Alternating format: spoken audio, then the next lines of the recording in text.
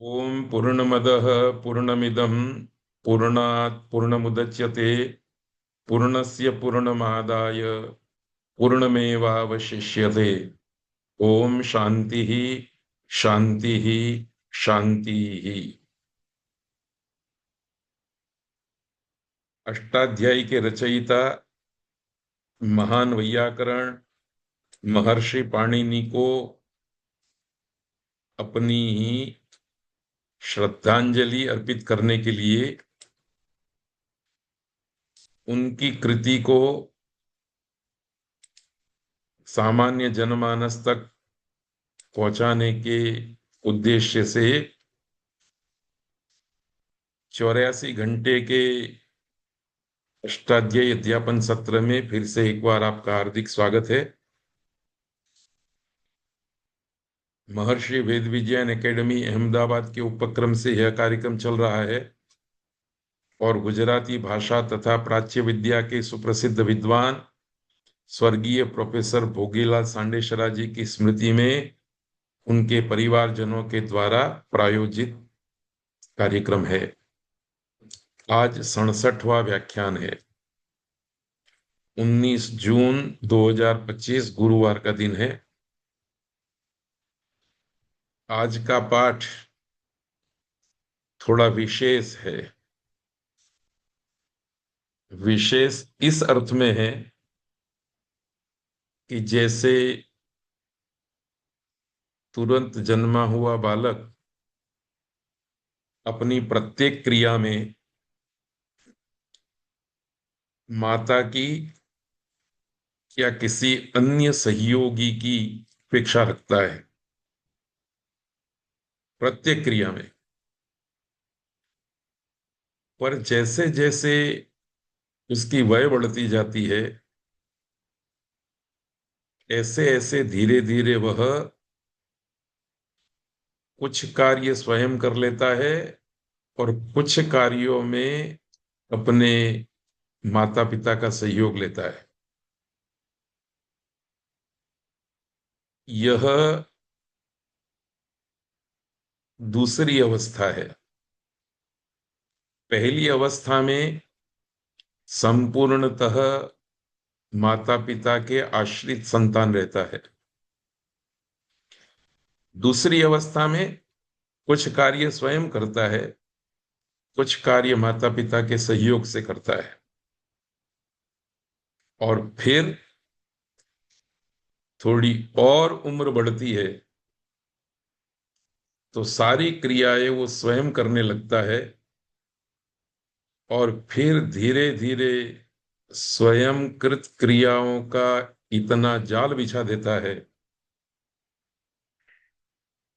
कि उसका कोई अंत नहीं होता। ठीक इसी प्रकार से पाणिनि अष्टाध्यायी को पढ़ने वाले छात्र की भी त्रिधा स्थिति है। पहली स्थिति में वह संपूर्णतः अध्यापन कार्य करने वाले अध्यापक के आश्रित रहता है। जन्मा हुआ बालक मात्र श्वास लेने की क्रिया करता है और यदि उसके मुख में कोई दूध की बोतल दे दे तो उसको चूसने का कार्य करता है। उसके सिवाय सारे कार्य दूसरों की अपेक्षा से करता है। ऐसे ही अष्टाध्यायी के प्रारंभिक 2 अध्यायों में जिस प्रकार का आचार्य पाणिनि ने आयोजन किया है, उसमें 100% अध्यापन करने वाले छात्र को गुरु के सहयोग की अपेक्षा रहती है, अध्यापक के सहयोग की अपेक्षा रहती है। उसके बाद तीसरा, चौथा, 5वां अध्याय पूरा होता है। इन 3 अध्यायों में उसकी दूसरी अवस्था है जब कुछ कार्य वो स्वयं कर लेता है और कुछ कार्यों के लिए उसे माता पिता रूपी गुरुजन की आवश्यकता होती है।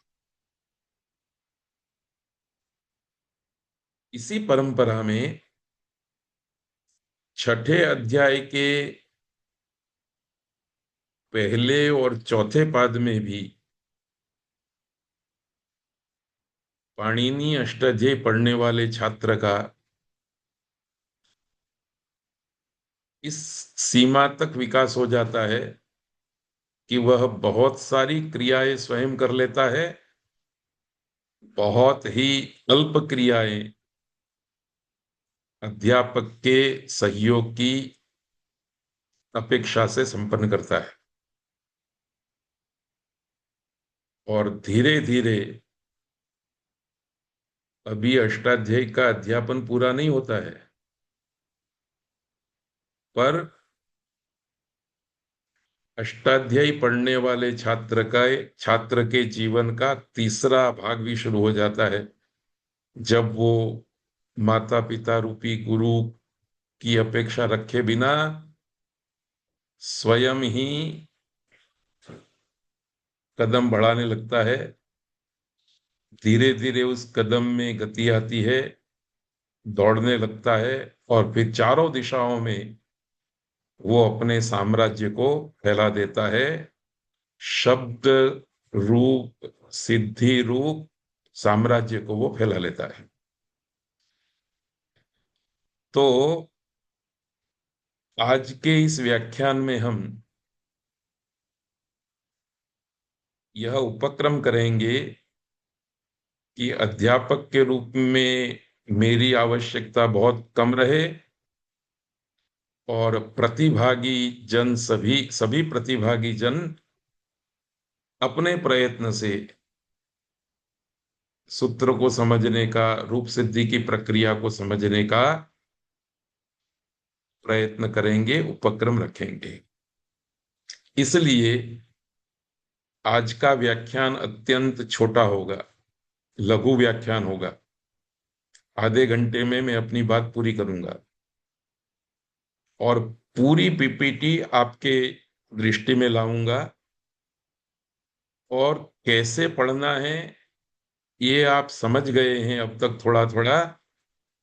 अब आपको प्रैक्टिकल करते हुए स्वयं अपने पैरों पर खड़े होना सीखना है। और ऐसी ही प्रक्रिया यदि आज सफलता मिल जाती है, तो मैं दूसरे तीसरे व्याख्यान में भी यही पद्धति रखूंगा। जिस दिन माता पिता अपने संतान को चलते देखते हैं, उस दिन उनके हृदय में जितनी खुशी होती है, उतनी ही खुशी मैं भी अध्यापक के रूप में अनुभव करना चाहता हूं। इसलिए पलंग पकड़ करके चलने वाले आप सभी विद्यार्थियों को आज मैं पलंग का आधार हटा दूंगा और स्वयं चलने के लिए प्रेरित करूंगा। फिर भी आपके दाएं बाएं मेरी सुरक्षा का हाथ साथ में रहेगा। मुझे विश्वास है कि अब मुझे आपको कोई आधार देने की आवश्यकता नहीं होगी। आप स्वयं अपने पैरों से चलने का सामर्थ्य प्राप्त कर चुके हैं, चल सकेंगे। तो देखिए, पिछले व्याख्यान में हमने कहा था कि 6-1-72 ये संहितायाम सूत्र है, जो अधिकार सूत्र है।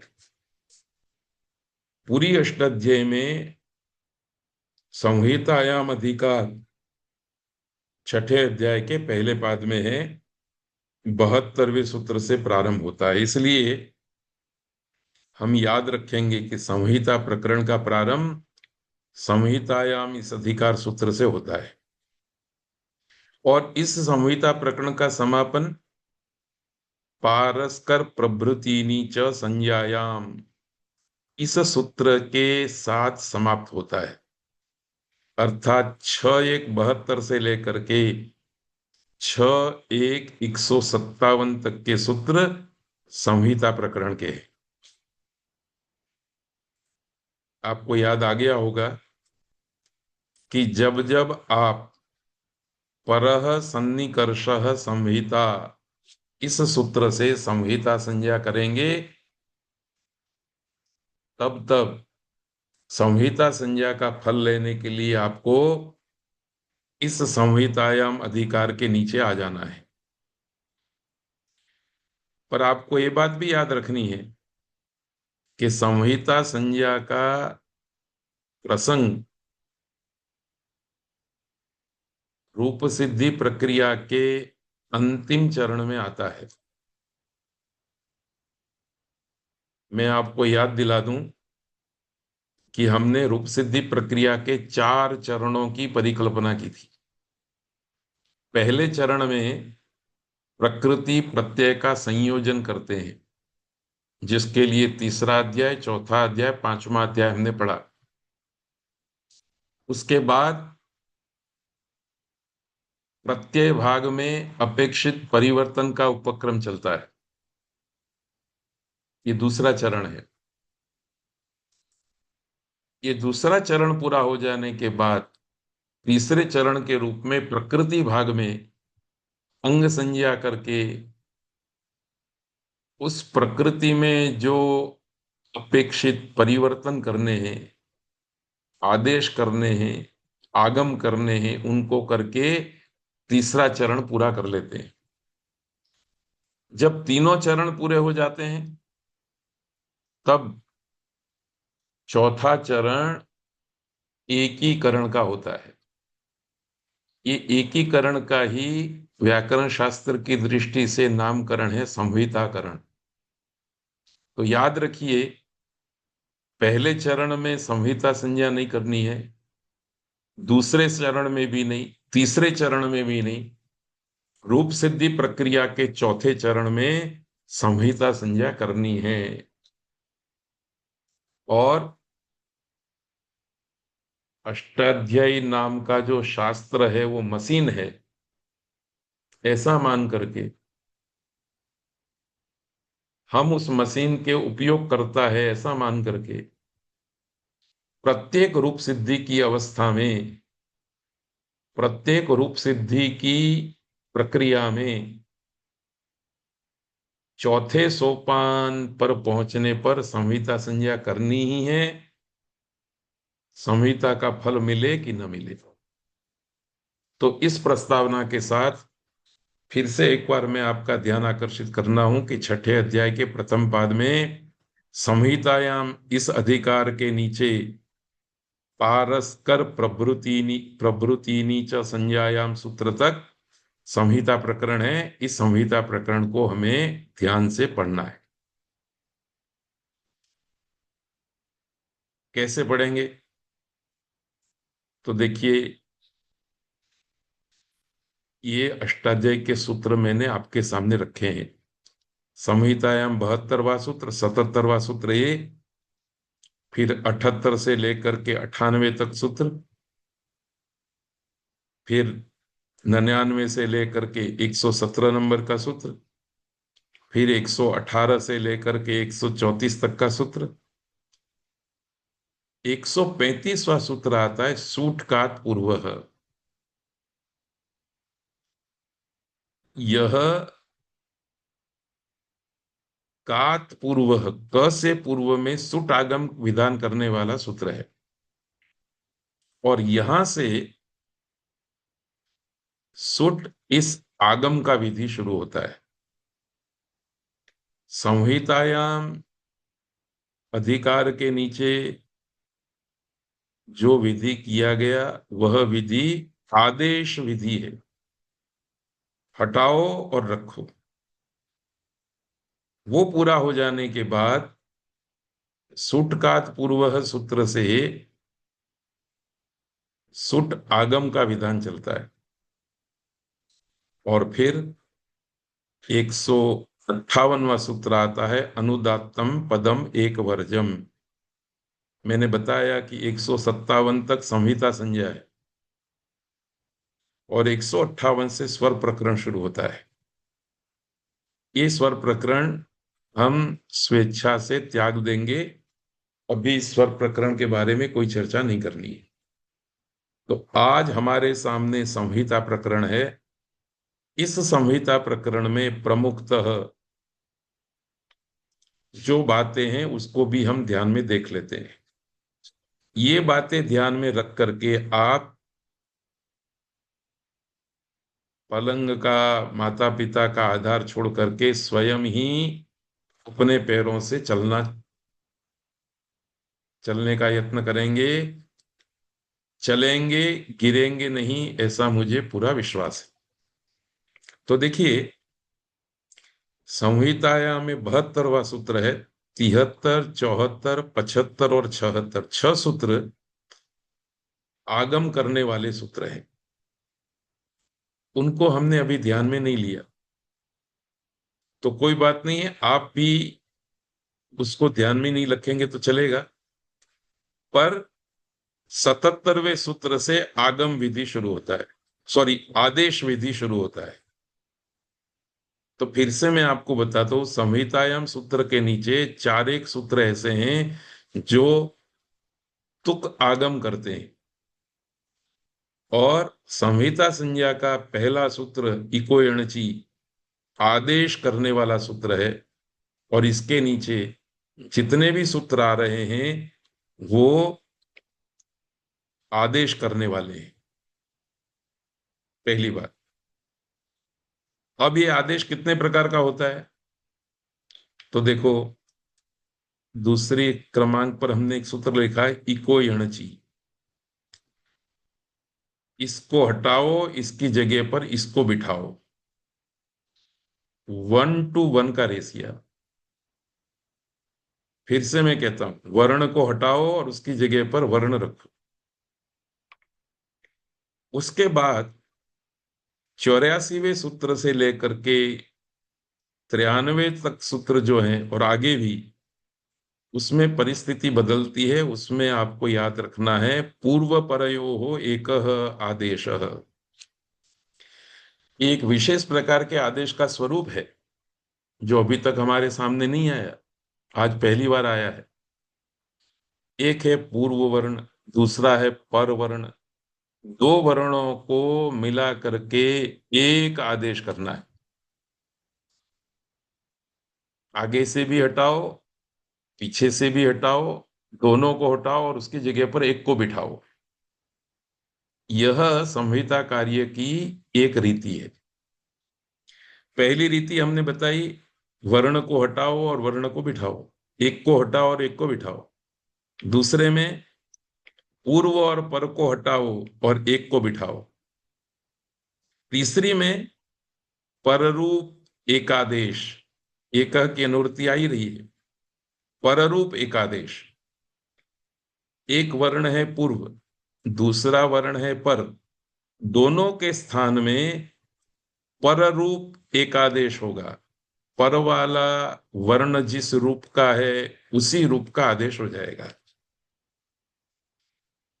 तो व्यवहार की दृष्टि से कहें तो इक्वणिची सूत्र में एक कुर्सी पर से एक आदमी को बिठाया, दूसरे आदमी को बिठा दिया।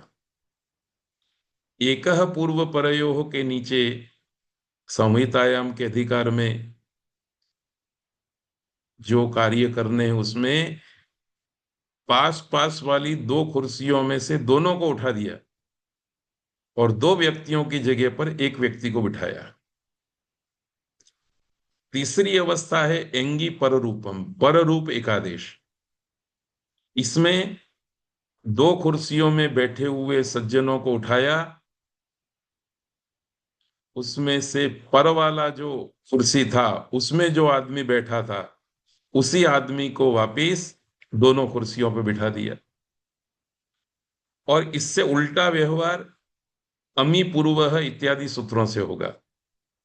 यहां भी पहली कुर्सी में बैठा हुआ व्यक्ति है, दूसरी कुर्सी में बैठा हुआ व्यक्ति है। पहले कुर्सी वाला पूर्व है, दूसरे कुर्सी वाला पर है। दोनों को उठा दिया और फिर जो पूर्व कुर्सी में बैठा हुआ था उसको बिठा दिया और दोनों कुर्सियों को उसके हवाले कर दिया गया। तो एक कुर्सी में से एक को उठाया और बिठाया, एक प्रक्रिया।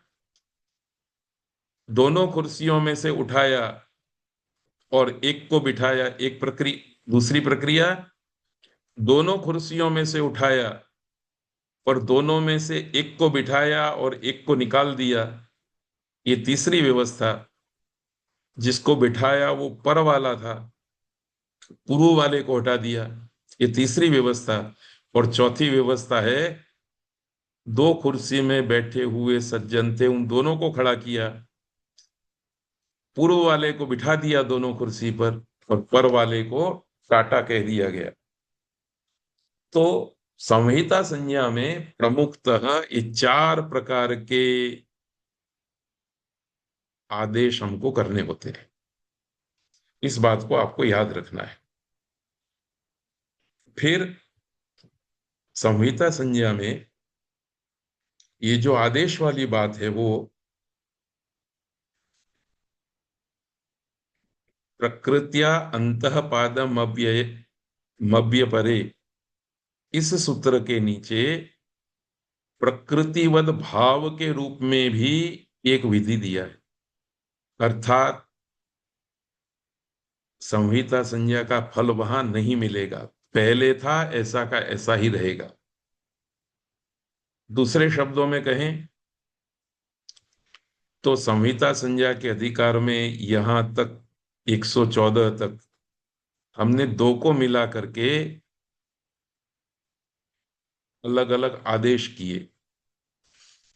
अब प्रकृतिवत भाव में वो आदेश नहीं करने हैं, जैसा है वैसा का वैसा ही रहेगा। संहिता संज्ञा होगी पर प्रकृतिवत भाव हो जाएगा। ये प्रायः वाक्य में होता है, पद में नहीं। तो खैर उसको भी हम ध्यानपूर्वक देखेंगे नहीं, हम तो केवल ये प्रमुख रूप से जो संहिता कार्य है उसी को केंद्र में रख करके आपको अपने पैरों से चलाना चाहते हैं।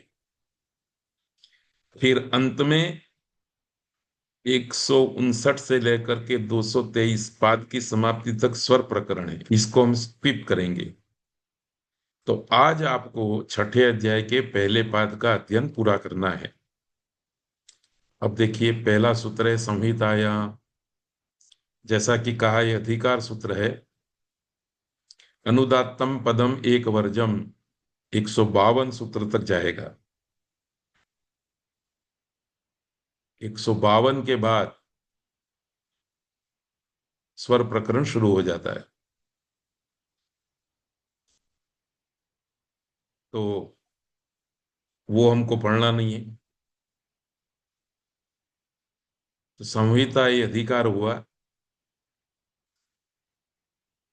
इस सूत्र को स्मरण करके आपको याद रखना है कि रूप सिद्धि प्रक्रिया के चौथे चरण में परः सन्निकर्षः संहिता सूत्र से संहिता संज्ञा कर लेने के बाद हमें इस प्रवेश द्वार में आना है और इसके नीचे के सूत्रों से किए गए विधि रूप फल को प्राप्त करना है।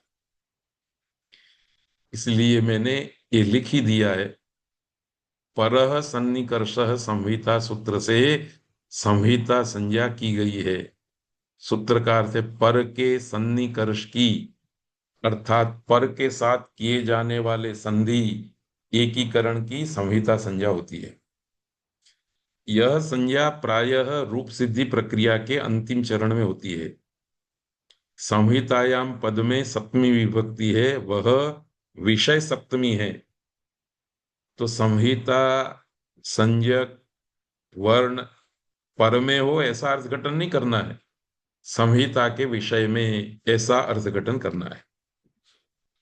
तो जितने भी संहितायाम अधिकार के नीचे विधि कहे गए हैं, जिनकी चर्चा अभी हमने की, वो संहिता के विषय में होंगे। पहला सूत्र है इको यणचि। ये बड़ा प्रसिद्ध सूत्र है। इकः यण अचि, इकः स्थाने यण आदेशो भवति अचि परतः संहितायाम विषये। इक अर्थात ई उ री री, इन चार वर्णों के स्थान में यथासंख्य, पहले के स्थान में पहला और दूसरे के स्थान में दूसरा, यण अर्थात य व र ल आदेश होते हैं, अच के परे रहते और संहिता के विषय में। जैसे दधी और अत्र, धी के ई के बाद अत्र का अ था, तो अ इस अच के पर में रहते ह के ई को य हो गया, संधि हो गई दध्यत्र, मध्वत्र। आप याद कीजिए, ई को हटाओ और य को बिठाओ, ऊ को हटाओ और व को बिठाओ, री को हटाओ और र को बिठाओ, ली को हटाओ और ल को बिठाओ। इस तरह का ये आदेश है। ऐसा ही आदेश एचोय वायावह, एचः षष्ठी विभक्ति एक वचन, अयवायावह पंचमा प्रथमा बहुवचन, इसके स्थान में यह होता है संहिता के विषय में। इस प्रकार से सूत्र का अर्थ हमको करना है। एचः क्या है, इसकी स्पष्टता करने के लिए हमने एच अर्थात ए ओ ऐ औ ये चार वर्ण लिखे, और अय अव आय आव ये तो पाणिनि ने स्वयं अपने मुंह से बोले हैं। तो ए को हटाओ अय करो, ओ को हटाओ अव करो, ऐ को हटाओ आव को बिठाओ, अव को हटाओ और उसके स्थान में आव को बिठाओ। इस प्रकार का आदेश करना है। यदि अच पर में हो तो, और संहिता का विषय हो, चयनम, लवनम, चायकः, लावकः, ये इसके उदाहरण है। इसे समझने के लिए ए ओ ऐ औ, ए के स्थान में अय, ओ के स्थान में अव, ए के स्थान में आय, औ के स्थान में आव। शर्त है यहां पर में अच होना चाहिए और संहिता का विषय होना चाहिए। यदि आपने संहिता संज्ञा नहीं की है तो ये सूत्र कुछ काम नहीं करेगा। जैसे अग्नि अथवा अग्ने प्लस गस का अस, अग्ने अस, ऐसी स्थिति में इस सूत्र को आप लाएंगे तो ये सूत्र प्रवृत्त नहीं होगा, क्योंकि वहां आपने संहिता संज्ञा नहीं की है। तो संहिता का विषय होना चाहिए। ची धातु से ल्युट प्रत्यय हुआ, ल्युट में से यू बाकी रहा, यू का अन हो गया तो स्थिति बनी ची अन। अन प्रत्यय के पर में रहते ची के ई को गुण हो गया, अंग कार्य हो गया, चे हो गया। अब चे प्लस अन, इस अवस्था में इसको एक करना है, इसलिए संहिता संज्ञा की, और एक संहिता संज्ञा हुई इसलिए ये सूत्र आ गया कि ए को हटाओ और अय को बिठाओ। ए को हटा दिया, अय बैठ गया तो च अय, चय बन गया, आगे अन लग गया तो चयनम। तो देखिए, ए को हटाया अय बैठा, ये एक प्रकार की संधि है।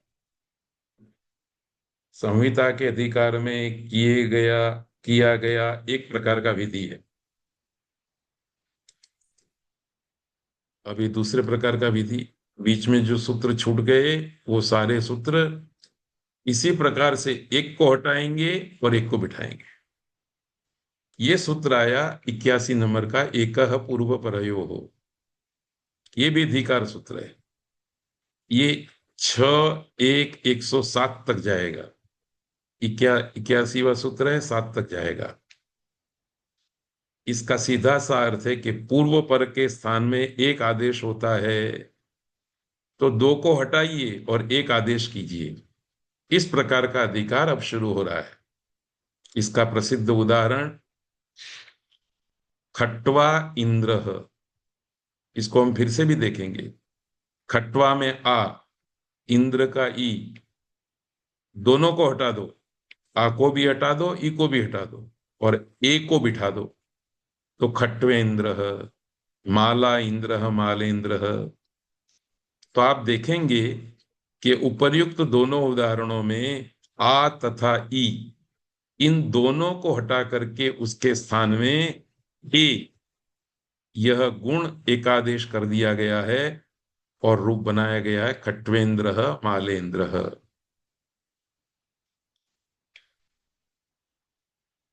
इस प्रक्रिया में दो को हटाने के बाद एक आदेश जब करते हैं तब एक समस्या आती है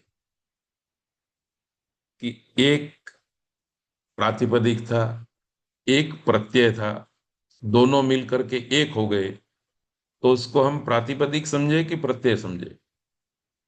ये सूत्र आकर के अतिदेश करता है। ये अतिदेश सूत्र है। अंतादिवत, जिस सूत्र में वत के समान अर्थ वाला वत प्रत्यय प्रयोग किया है वो प्रायः सूत्र अतिदेश है। स्थानीवत आदेशो अनल विधौ आद्यंतवत एकस्मिन इत्यादि सूत्रों को हम अष्टाध्याय के पहले पाद में पढ़ चुके हैं। तो ये कहता है एकह पूर्व परयोः सूत्र के अधिकार के नीचे जितने भी हम पूर्व और पर के स्थान में एक आदेश करेंगे उनके संदर्भ में आपको याद रखना है कि पूर्व तथा पर के स्थान में जो एकादेश किया जाता है, किया जा रहा होता है, वह एकादेश पूर्व से कार्य करने पर पूर्व के अंत के समान होता है और पर से कार्य करने पर के आदि के समान माना जाता है। अर्थात दोनों रूप का रहेगा वो। उदाहरण के रूप में इस बात को हम जल्दी से समझेंगे। एक शब्द है ब्रह्म बंधु। यहां ब्रह्म बंधु इस प्रातिपदिक से उंग प्रत्यय हुआ। अब ब्रह्म बंधु की प्रातिपदिक संज्ञा है और उंग की प्रत्यय संज्ञा है। जिसकी प्रत्यय संज्ञा है उसकी प्रातिपदिक संज्ञा नहीं हो सकती।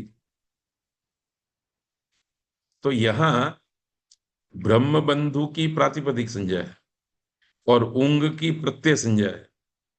प्रत्यय संज्ञा होने से अर्थवद अधातु र प्रत्यय प्रातिपदिकम, अप्रत्यय की प्रातिपदिक संज्ञा होती है, इसलिए प्रत्यय की प्रातिपदिक संज्ञा नहीं होती। इस स्थिति में जब बंधु के ऊ को और उंग के ऊ को मिला करके एक ऊ बना दिया जाएगा तब ये ऊ प्रातिपदिक माना जाएगा कि प्रत्यय माना जाएगा? ये प्रश्न था, ये समस्या थी। इस सूत्र ने कहा कि दीर्घ एकादेश को पूर्व का अंतवत अर्थात प्रातिपदिक का अंतवत मान लिया जाना चाहिए। ऊ को प्रातिपदिक मान लेना चाहिए और प्रातिपदिक मान करके प्रातिपदिक संज्ञा के फल के रूप में सु और जस 21 प्रत्यय कर दिए जाने चाहिए। नहीं तो टेक्निकली क्या था, ब्रह्म बंधु ये ऊ प्रत्यय माना जाता, प्रातिपदिक नहीं। तो सु और जस वगैरह 21 प्रत्ययों की प्राप्ति नहीं हो सकती थी। आप याद रखिए,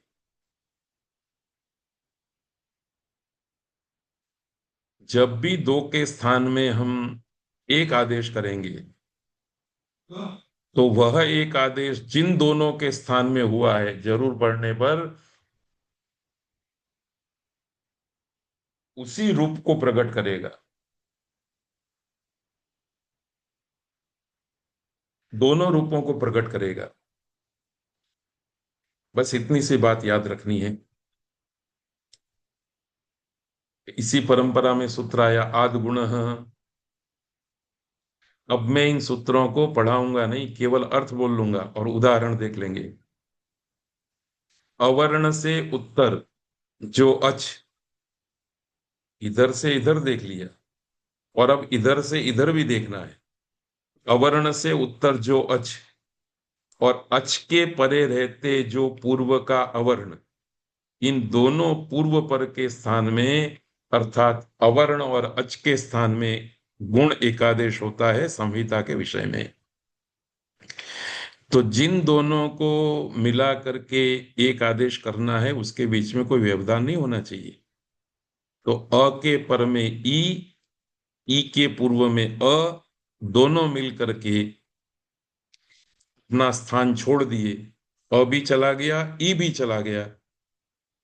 अ और ई जा करके जो जगह खाली पड़ी उस जगह पर गुण रूप एक आदेश कर दिया गया। ए इस स्वर की गुण संज्ञा है, तो ए आदेश कर दिया गया। तो जब आप संहितायाम सूत्र के नीचे आने वाले सूत्रों को पढ़ें तो इस बात को याद रखिएगा, एक कुर्सी पर एक आदमी बैठा है, उसको उठा दिया, उसकी जगह पर दूसरे आदमी को बिठा दिया, ये एक प्रकार का विधि। दूसरे विधि में दो कुर्सियां हैं, दोनों में दो व्यक्ति बैठे हुए हैं, उनको उठा दिया और तीसरे व्यक्ति को बिठा दिया दोनों कुर्सियों में संयुक्त रूप से, ये दूसरी व्यवस्था। तीसरी व्यवस्था में दोनों कुर्सियों में बैठे हुए सज्जनों को खड़ा किया, एक को हमेशा के लिए अलविदा कर दिया पर वाले को, पूर्व वाले को दोनों कुर्सी सौंप दी कि तुम दोनों कुर्सियों पर बैठो, ये तीसरी व्यवस्था। और चौथी व्यवस्था में पूर्व और पर दोनों को खड़ा किया, पूर्व वाले को हटा दिया और पर वाले को बिठा दिया कि तुम दोनों कुर्सी पर बैठो। इस प्रकार की व्यवस्था से आपको ये सूत्र पढ़ने हैं। दूसरी भी एक बात आपको याद रखनी है, उसके लिए ये सूत्र भी एक बार देख लेते हैं। वृद्धि राधेच, सॉरी, वृद्धि रेची, वृद्धि राधेच सूत्र से वृद्धि संज्ञा की गई है और इस सूत्र से वृद्धि आदेश किया जा रहा है। तो कभी कभी इंटरव्यू में और परीक्षा में ये पूछा जाता है कि वृद्धि संज्ञा करने वाला सूत्र कौन सा है। तो जो ठीक तरह से जानते हैं वो तो वृद्धिरादि सूत्र पर टिक करते हैं, कुछ लोग गड़बड़ भी करते हैं। तो अवर्ण से उत्तर जो एच, और एच से एच के पर में रहते जो पूर्व का अवर्ण, उन दोनों के स्थान में, अर्थात पूर्व और पर के स्थान में अवर्ण तथा एच के स्थान में वृद्धि रूप एकादेश होता है। तो ब्रह्म म में अ, आगे एच का ए को भी हटा दिया, अ को भी हटा दिया और उन दोनों की जगह पर वृद्धि रूपी ऐ वर्ण को बिठा दिया गया। तो संधि हुई ब्रह्मैड का। अब देखिए, मैं शुरुआत से इस बात को कहता आ रहा हूं कि आचार्य पाणिनि ने अष्टाध्यायी के अंदर जिन सूत्रों की रचना की है उन सूत्रों में कुछ सूत्र उत्सर्ग शास्त्र है, सामान्य विधान, और कुछ सूत्र जो है वो अपवाद विधान है, विशेष विधान है। छात्र के रूप में हमको दोनों विधानों को याद रखना है। तो आद गुण सूत्र जो व्यवस्था देता है उसी व्यवस्था में इस सूत्र के द्वारा दी हुई व्यवस्था लागू पड़ती है। आद गुण की व्यवस्था भी लागू पड़ती है और वृद्धि रेचि की भी। तो कौन सी व्यवस्था की जाए?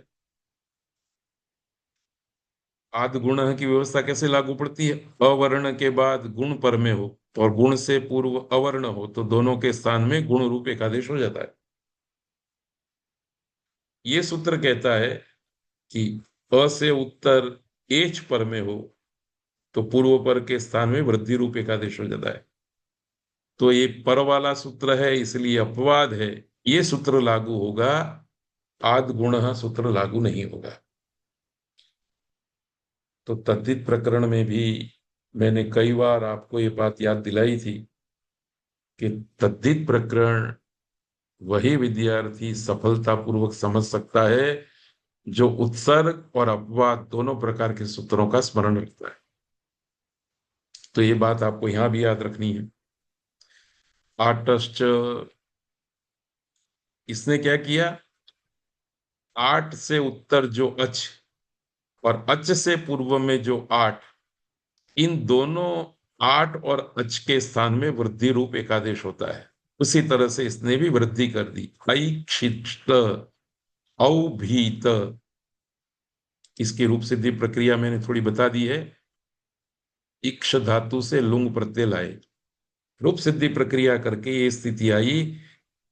आठ आगम हो गया, इक्ष धातु का ई, आ से पर में ई और ई से पूर्व में आ, दोनों को हटा करके ऐ, ये वृद्धि रूप आदेश कर दिया, तो रूप बना ऐक्षिष्ट। ये आठ आगम है जो आड़जादि नाम सूत्र से किया गया है। छठे अध्याय के चौथे पाद में 72वां सूत्र है जो अभी पढ़ना बाकी है। जिस दिन इस सूत्र का हम स्मरण करेंगे उस दिन आटश्च, इस सूत्र, इस संहितायाम अधिकार के अंतर्गत दी गई व्यवस्था का भी हमें स्मरण होना चाहिए। इस तरह से दो सूत्रों को हमें इंटरकनेक्ट करना है, आपस में जोड़ करके रखना है। एंगी पर रूपम, ये पर रूप वाली बात है। ये कहता है अवर्णांत उपसर्ग के पश्चात, सब जगह पर उपसर्ग की बात चल रही है, अवर्णांत उपसर्ग होना चाहिए, उसके बाद एंग हो अर्थात ए और ओ हो, और ए और ओ से पूर्व अवर्ण हो, तो पूर्व पर के स्थान में पर रूप एकादेश होता है।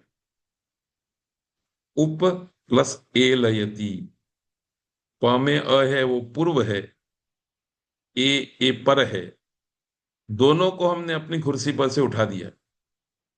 फिर ए के पास गए और उसको बुला ले आए कि तुम पर वाले हो, तुम बैठ जाओ, दोनों जगह पर बैठ जाओ। तो ये ए प के अ की जगह पर भी बैठ गया और अपनी जगह पर भी बैठ गया, तो रूप बना उपेलयति। यह भी वृद्धि रेचि सूत्र का अपवाद। तो ये तीसरी प्रक्रिया है पर रूप वाली। उस्य पदांतात, इस सूत्र से भी अपदांत अवर्ण से उत्तर उसके परे रहते पूर्व पर के स्थान में पर रूप एकादेश होता है संहिता के विषय। अ और बाद में उस, अ को हटा दो, उ को हटा दो, दोनों के स्थान में पर रूप आदेश कर दो अर्थात उ कर दो। इसकी भी रूप सिद्धि थोड़ी सी मैंने इसमें दिखाई है, मैं विवरण नहीं करूंगा। बिंद्युहु, अदात अलाताम अदूहु, ये इसके रूप है। तो आपको अब स्वयं इन स्लाइडों के माध्यम से संहिता प्रकरण को आगे बढ़ाना है, आगे कदम रखने हैं। अतो गुणे, यह भी पर रूप करने वाला सूत्र है। पहले को हटाओ, दूसरे को हटाओ, दूसरा पर रूप है, उसी के अनुरूप आदेश होगा। उदाहरण है पचंती, पचे, तो इसको आपको स्वयं देखना है। और यदि समझ नहीं आती है तो आने वाले वर्ग के प्रारंभिक क्षणों में हम परस्पर विचारणा कर लेंगे, संवाद कर लेंगे। अब ये अकः सवर्णे दीर्घः, फिर से यहां पहले हटा दो, बाद में हटा दो, दोनों की जगह पर एक आदेश कर दो। यह भी एक आदेश करने वाला है, पर वो दीर्घ आदेश होना चाहिए। तो दंड में ड का अ, अग्र का अ, दोनों हटा दिया, दोनों के स्थान में दीर्घ रूप आदेश बिठा दिया आ। इधर भी ई हो, इधर भी ई हो, दोनों को हटा दो और दीर्घ बिठा दो। तो ये भी प्रसिद्ध सूत्र है। प्रथमयो हो पूर्व सवर्ण, ये और इसके नीचे के सूत्र सुबंत की रूप सिद्धि प्रक्रिया में उपयोगी है। इसलिए इस सूत्र को ही मैं पढ़ाऊंगा, आगे के सूत्रों का संदर्भ आपको याद रखना है। अभी तक जो सूत्र आए वो सार्वत्रिक है, तिगंत की रूप सिद्धि हो, सुबंत की रूप सिद्धि हो, कृदंत की हो, तद्धित की हो, वाक्य की संधि हो, सब जगह लागू पड़ेंगे। पर प्रथमयो हो पूर्व सवर्ण सूत्र के आगे कुछ सूत्र सुबंत रूप सिद्धि प्रक्रिया में लागू होते हैं। और इन सूत्रों को इसलिए ध्यानपूर्वक पढ़ना है कि एक सूत्र आप ध्यानपूर्वक पढ़ लेंगे तो सुबंत रूपावली का उस सूत्र से सिद्ध होने वाला रूप आपकी दृष्टि में बैठ जाएगा। फिर आपको किसी भी शब्द के विभक्ति रूप चलाने में कोई परेशानी नहीं होगी, कोई बाधा नहीं होगी। तो ये सूत्र कहता है, अक प्रत्याहार के पश्चात बाद में प्रथमा और द्वितीय विभक्ति का अच हो तो पूर्व पर के स्थान में सवर्ण दीर्घ एकादेश होता है। पूर्व सवर्ण दीर्घ एकादेश होता है। अग्नि और औ, अग्नि का ई और प्रथमा विभक्ति का औ, सु औ, दोनों मिलकर के अग्नि का जो ई था उसके दीर्घ रूप को प्राप्त हो गए। तो अग्नि शब्द का प्रथमा विभक्ति द्विवचन का रूप बनता है अग्नि। द्वितीय विभक्ति के द्विवचन में भी इसी तरह से अग्नि रूप बनता है। यह जितनी भी सुबंत रूपावली है उसके प्रथमा विभक्ति द्विवचन द्वितीय विभक्ति द्विवचन के रूप में उपयोगी बनता है। पर सीता सीते, सीते में क्या हुआ तो आप चिंता मत करना, इसके नीचे ही सूत्र देखना, वो आपको अपवाद के रूप में मिल जाएगा। मैं उस सूत्र को नहीं ला रहा हूं, आएगा तो आपका सद्भाग्य है। इसी परंपरा में ये सूत्र आया, तस्मात् छसो नः पुंसी। पुंसी पुल्लिंग में, तस्मात् अर्थात पूर्व सवर्ण दीर्घ जो आपने किया है उसके उत्तर में शस का अवयव रूप जो सकार है उसको नकार हो जाता है। तो पहले पूर्व सवर्ण दीर्घ कर लीजिए, पूर्व सवर्ण दीर्घ हो जाने के बाद शस का जो स है उसको न कर दीजिए। पर यह कार्य आपको पुल्लिंग में करना है। तो रूप बनते वृक्षान, अग्निन, वायुन, कर्तरीन। ये पुल्लिंग में न न न वाले रूप आएंगे। स्त्रीलिंग में न नहीं होता है, इसलिए जस का अस रहेगा, स का विसर्ग हो जाएगा। तो सीता सीते सीताहा, सीताम सीते सीताहा, सीताहा रूप बनेगा। तो इस एक रूप को, इस एक सूत्र के द्वारा आप अपनी आंखों के सामने पुल्लिंग के जितने भी रूप हैं उन सारे रूपों की रूप सिद्धि कर सकते हैं। ओहो देखो, ये ना दीची न आत इची, अवर्ण से उत्तर इच प्रत्याहार के पर में रहते पूर्व पर के स्थान में पूर्व सवर्ण दीर्घ एकादेश नहीं होता है। वृक्ष प्लस औ, वृक्षौ। प्लक्ष प्लस औ, प्लक्षौ। खट्वा प्लस औ, खट्वे। कुंड प्लस औ, कुंडे। वृक्षौ और प्लक्षौ में औ प्रत्यय है। खट्वे और कुंडे में प्रथमा विभक्ति द्विवचन के औ प्रत्यय को शी ई आदेश हो जाता है। वो हम 7वें अध्याय के पहले पाद में पढ़ेंगे। तो धीरे धीरे आपको इन सूत्रों को पढ़ना है। दीर्घा जसी च, जस प्रत्यय के संदर्भ में व्यवस्था देता है सूत्र। कुमार्यौ, कुमार्यः। अमी पूर्वः, ये सूत्र भी सदा स्मरणीय है। अम प्रत्यय के पर में रहते पहले को भी हटा दीजिए, अम के अ को भी हटा दीजिए और पूर्व रूप कर दीजिए। उदाहरण है वृक्षम, वृक्ष प्लस अम द्वितीय विभक्ति एक वचन का रूप। श के अ को हटाइए, अम के अ को हटाइए और रख दीजिए वृक्ष। अग्निम, ई को हटा दीजिए, अम के अ को हटा दीजिए, ई को बिठा दीजिए क्योंकि पूर्व रूप करना है। वायुम, उ और उ को हटा दीजिए, अ को हटा दीजिए, उ को वापिस बुलाइए कि तुम पूर्व रूप हो, तुम बैठ जाओ।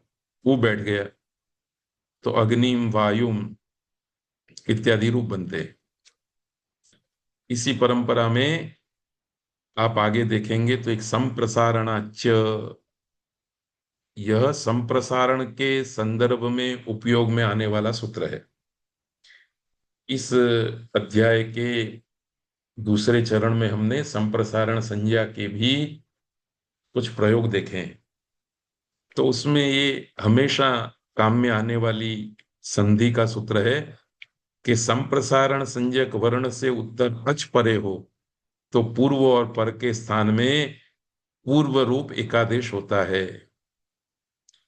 ये जो यज धातु में य है उसमें दो वर्ण है कि य और एक अ।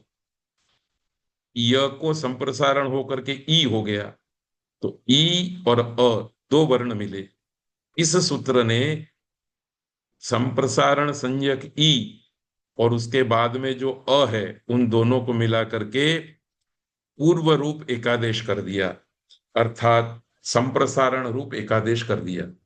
सब जगह पर इसी तरह से होगा। एंग पदांताद अति, यह भी एंग, ए ओ दो वर्णों के बाद में अति अपर में हो तो पूर्व पर के स्थान में पूर्व रूप एकादेश करता है। अग्ने अत्र, अग्ने का ए अत्र का अ दोनों को हटा दिया, फिर ए को आकर के बिठा दिया और कहा तुम पूर्व रूप हो इसलिए तुम बैठो। अत्र का चला गया, ये बैठ गया। ये बीच का जो चिन्ह है उसको अवग्रह कहते हैं। घसी घसोश्च, एक घस और घसी और घस विभक्तियों में षष्ठी विभक्ति एक वचन और पंचमी विभक्ति एक वचन के प्रत्ययों की संधि बताने वाला सूत्र है। इसी सूत्र के कारण अग्ने है, वायो हो इत्यादि रूप बनते हैं। रित उत, ये रिकारांत पदों की संधि करने वाला है। रिकार से उत्तर दो प्रत्यय घसी और घस, षष्ठी विभक्ति और पंचमी विभक्ति। पितु होतु, इसकी रूप सिद्धि प्रक्रिया भी मैंने बता दी है। तो आप देखिएगा आपकी समझ में आती है कि नहीं, वो स्वयं आपको परीक्षा करनी है। अतोरोर प्लुताद प्लुते, यह भी वाक्य में प्रायः प्रयोग होने वाली संधि है। अप्लुत अकार से उत्तर, अप्लुत अकार के परे रहते रू के रेप को उकार आदेश होता है। वृक्षः अत्र, तो क्ष में अ अप्लुत है, अत्र का अ अप्लुत है, प्लुत नहीं है। तो इन दोनों अ के बीच में जो रू का रेप था उसको ऊ हो गया। तो वृक्ष ऊ अ, इस प्रकार से तीन वर्ण बन गए। बाद में संधि होकर के वृक्षोत्र बना। तो कई लोग ऐसी रूप सिद्धि के अवसर पर कहते हैं कि यहां विसर्ग को ओ हो गया। उनको याद रखना है कि विसर्ग को ओ नहीं होता, रू को ऊ होता है और ऊ को वृक्ष के अ के साथ संधि हो करके ओ होता है। तो इस सूत्र को भी देखिए आप। हसी च, यह भी उसी के अनुसंधान में आने वाला सूत्र है। ये हर्ष प्रत्याहार के पर में रहते रू के र को ऊ कर देता है, उस ओ को गुण हो करके ओ हो जाता है। प्रयोग बनता है पुरुषो याति। हस प्रत्याहार पर में होना चाहिए। पुरुषो हसति, पुरुषो वदति। अंत में सूत्र है प्लुत प्रगृहा अचि नित्यम। प्लुत तथा प्रगृह संज्ञक शब्दों को अच परे रहते नित्य ही प्रकृति भाव होता है। ये प्रकृति भाव करने वाला सूत्र है। अर्थात प्लुत और प्रगृह संज्ञा हम पहले अध्याय के पहले पाद में कर चुके। उनके बाद में यदि अच प्रत्यय होगा तो वहां संधि नहीं होगी। तो देवदत्ता, अत्रन्वसी, माले इति, कट्वे इति, इसमें संधि नहीं हुई। तो जहां संधि नहीं होती उसके लिए पाणिनि व्याकरण में शब्द प्रसिद्ध है प्रकृति वद भाव अथवा प्रकृति भाव। तो इस तरह से हमने बहुत जल्दी से छठे अध्याय के पहले पाद के संहिता प्रकरण को पूरा किया है। मैं आशा रखता हूं, यद्यपि इतना लंबा मुझे नहीं बोलना था, मैं ये सोच करके आया था कि थोड़ा आपके ऊपर डालूं, फिर भी मैंने थोड़ी शीघ्रता रखी है और अब इसी पद्धति से आगे बढ़ना है। वर्ग समाप्त करने से पहले फिर से मैं वो दृश्य आपके सामने रखना चाहता हूं कि अब संतान इतनी बड़ी हो गई है कि जो पलंग पकड़ करके चलती थी, किसी का सहारा लेकर के चलती थी, उसने अब सहारा छोड़ दिया है, स्वयं चलना शुरू कर दिया है। अब धीरे धीरे ये कदम चलने का चलने की क्रिया छोड़ करके धावन क्रिया की ओर बढ़े। उसी शुभकामना के साथ सबको प्रणाम करते हुए आज का वर्ग पूरा करते हैं। धन्यवाद। प्रणाम। नमस्ते। नमो नमः आचार्य।